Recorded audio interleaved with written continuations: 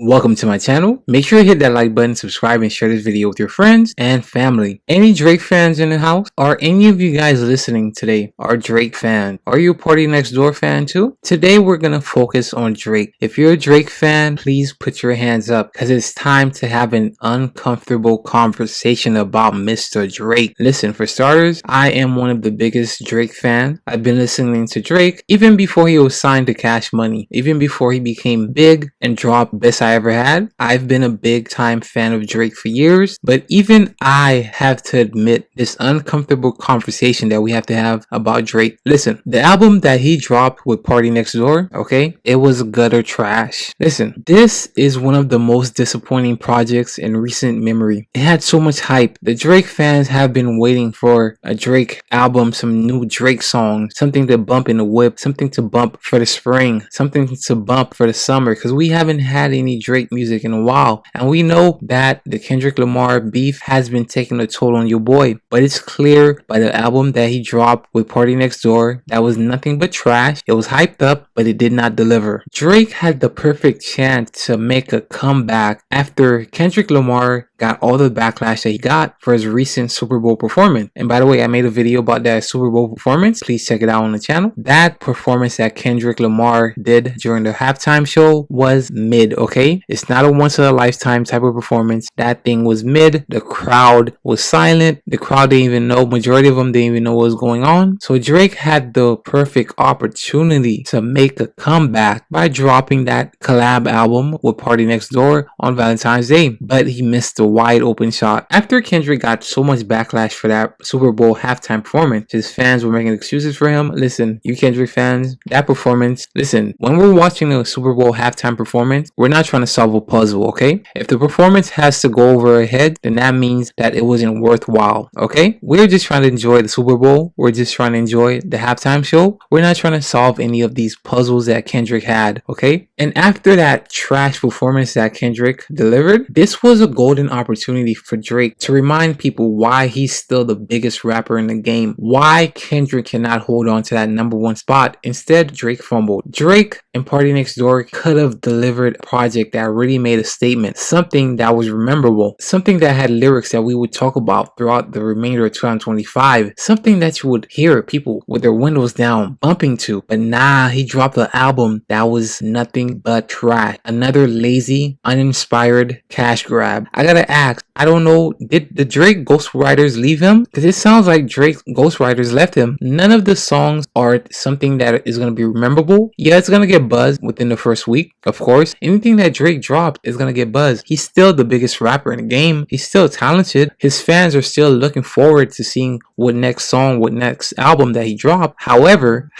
he did not deliver, and he continues to not deliver. And these songs that were on the album, these songs, yeah, we'll talk about them the first week. Yeah, they'll make it #1 on the billboards, probably #1 on the Apple Music chart. But you got to keep in mind that record labels can buy those slot positions. But watch, after the first, second week, nobody's going to talk about those songs. Give Me a Hug is a cool song, but check me out. Nobody's going to be bumping to Give Me a Hug throughout 2025. Yeah, I'll get a little buzz for the next couple weeks, but after that, it's going to fall off. Just like the project that Drake dropped, 100 gigs. People are not even talking about it no more. When it came out, yeah, it's up, got some buzz, because you know Young Thug got released. It had 21 Savage. People love Housekeeping because you know it had Lotto on it.